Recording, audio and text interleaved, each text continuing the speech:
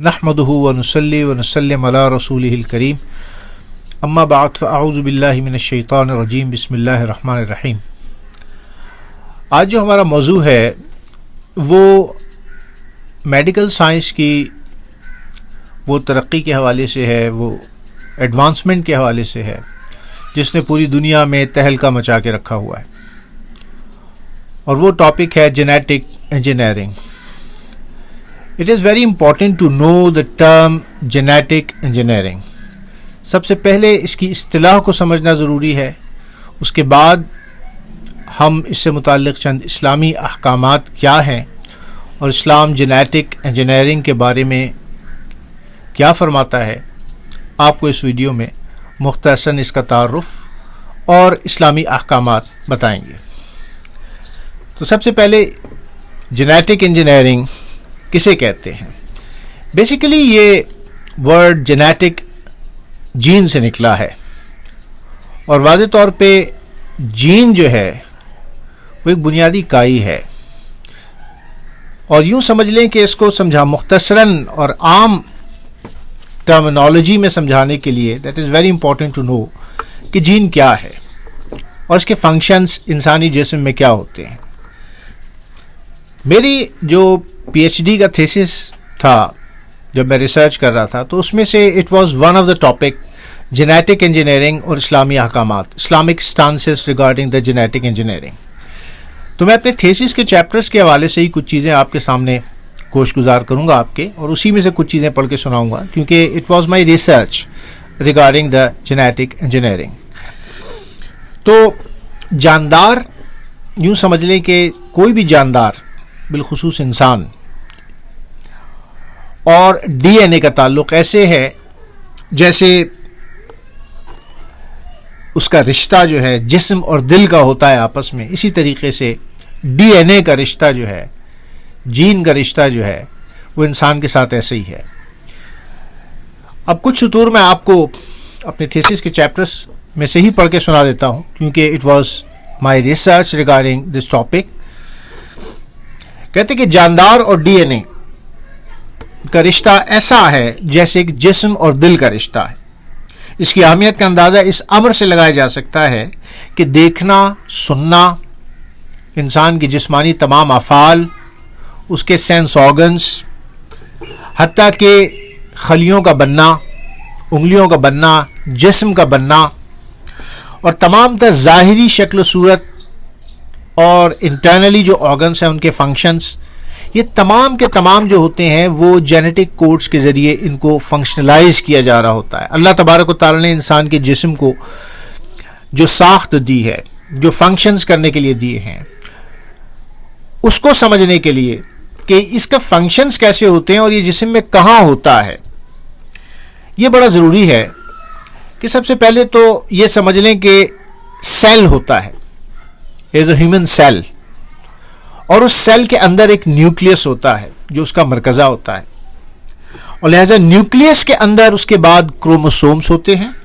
Chromosomes کے اندر jeans, اور jeans کے بعد ڈی این اے ان کے اندر موجود ہوتے ہیں۔ تو ڈی این اے ڈی آکسی رائبو نیوکلک ایسڈ جو انسانوں کا ہوتا ہے، اور آر این اے جو ہے وہ پودوں میں پایا جاتا ہے، رائبو نیوکلک ایسڈ۔ تو ڈی آکسی رائبو نیوکلک ایسڈ جو ڈی این اے انسان کا ہے،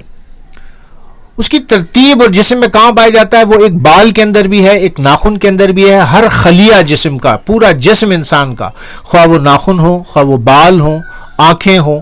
H and every organ and part of the body is made up of D N A اور ہیومن سیل۔ اس کو مزید آسان کرنے کے لیے میں ایک عام فہم آدمی کے لیے جس کو اتنی سائنٹیفک نالج نہیں، ٹرمینالوجیز کو اتنا وہ نہیں سمجھتا،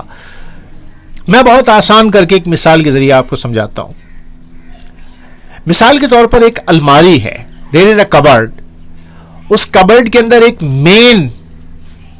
اس کا پارٹ ہے، ایک خانہ ہے، لاکر ہے، یعنی الماری کے اندر مین لاکر اس کا، اس لاکر کے اندر اگر آپ دیکھیں تو کچھ کاغذ کے نقشے لپٹے ہوئے رکھے ہیں، یعنی گول گول کر کے ان کو رول کر کے کچھ نقشے اس کے اندر پڑے ہوئے ہیں، یعنی الماری کے اندر وہ مین ڈرار، اس کے اندر اگر آپ کھولیں تو چند نقشے، ان نقشوں کو جب آپ کھولیں گے تو ان کے اندر کچھ خاص وہ کاغذ کے وہ جو ریپ ہوئے ہوئے کاغذ تھے، جب ان کو کھولیں گے تو ان میں کچھ نقشے نظر آئیں گے، کچھ میپس نظر آئیں گے، اور وہ میپس خاص زبان میں لکھے ہوئے ہیں، وہ کوڈ میں لکھے ہوئے ہیں وہ نقشے. تو یوں سمجھیں انسانی جسم کا جو سیل ہے وہ لائک اے کبرڈ ہے، اس کے اندر جو نیوکلیس ہے وہ اس کا خاص مرکزہ ہے، وہ سمجھے وہ مین لاکر ہے، اور اس مرکزے کے اندر کروموسومز ہیں، اور کروموسومز کے بعد جین، اور جین کے بعد نقشے. ڈی این اے وہ نقشہ ہے، ڈی این اے وہ کوڈ لینگویج میں تمام تر احکامات اس کے اندر موجود ہیں کہ جسم کے ہر جسم کا جو ڈی این اے کا جو ہاتھ کا جو ڈی این اے ہے، اس کے اندر جو سیلز ہیں ہاتھ کے، اس کو جو ڈی این اے کو جو حکم ملتا ہے وہ ہاتھ کے حوالے سے ملتا ہے. یعنی انگلی اگر یا ناخن کٹ گیا ہے تو ناخن کو بڑھانا ہے. آنکھ کے اندر جو سیل ہے وہ، اور اس کے اندر جو نیوکلیس ہے، نیوکلیس کے اندر کروموسومز کے اندر جینز، اور جینز کے بعد پھر ڈی این اے. تو ہر پارٹ کا جو سیل ہوتا ہے اور اس کا جو ڈی این اے ہوتا ہے، اس کا فنکشن اسپیسیفائڈ ہوتا ہے کہ اس کو کیا فنکشن کرنا ہے. یعنی ہارٹ کے اندر جو سیلز ہیں وہ ہارٹ کی ریکوری اور ہارٹ کے فنکشنز کے حوالے سے ڈی این اے کے اندر جو کوڈیفیکیشن ہوگی وہ ہوگی. لیکن ایک انسانی جین کے اندر، ڈی این اے کے اندر،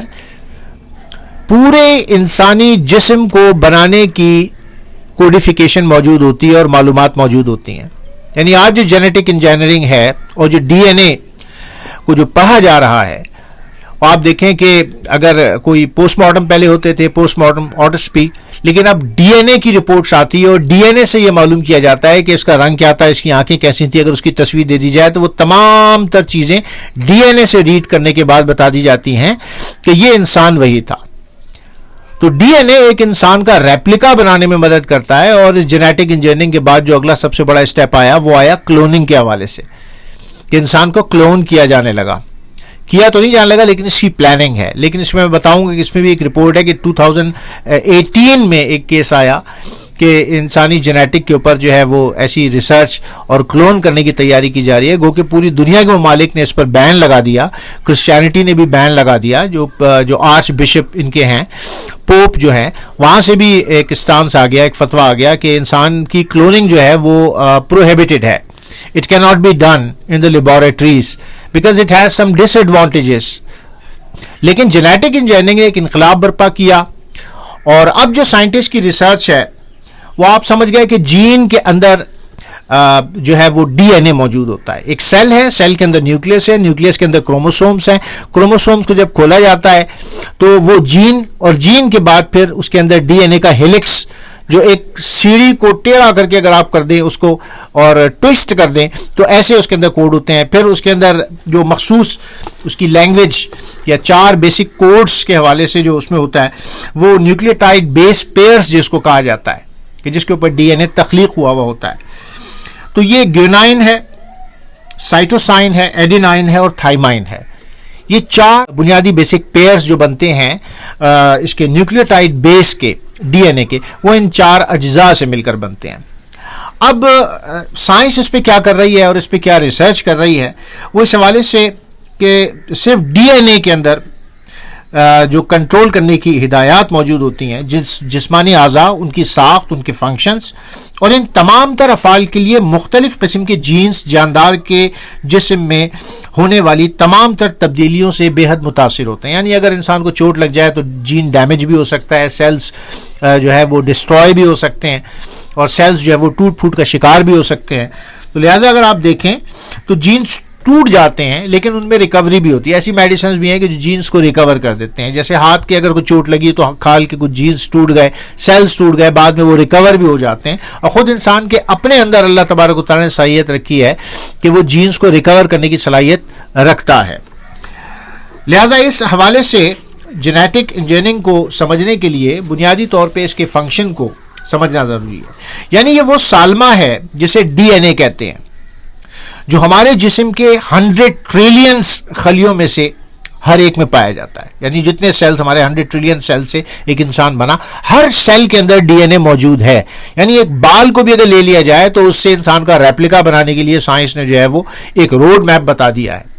اور ڈالی کے نام پر ایک بھیڑ جو ہے اس کو بھی کلون کیا گیا, گو کہ وہ کچھ عرصے کے بعد مر گئی اور اس کے کچھ آرگن صحیح طور پہ کام نہیں کر رہے تھے, لیکن یہ ایکسپیریمنٹ ریپلیکا بنانے کا ڈی این اے کے ذریعے کامیاب ہوا. اور بعد میں کہا گیا کہ کچھ خفیہ طور پہ ایو کے نام سے کسی بچی کو بھی کلون کیا گیا, لیکن اب تک یہ خبریں ہیں صرف. لیکن بہرحال ایک اس میں ڈی این اے کے اندر مکمل انسانی جسم کی تعمیر کا منصوبہ ہوتا ہے کہ ہم اس پورے انسانی جسم کو بنا سکتے ہیں. اس کا فنکشن کیا ہوتا ہے وہ ڈیٹیل میں آگے جا کے بتاؤں.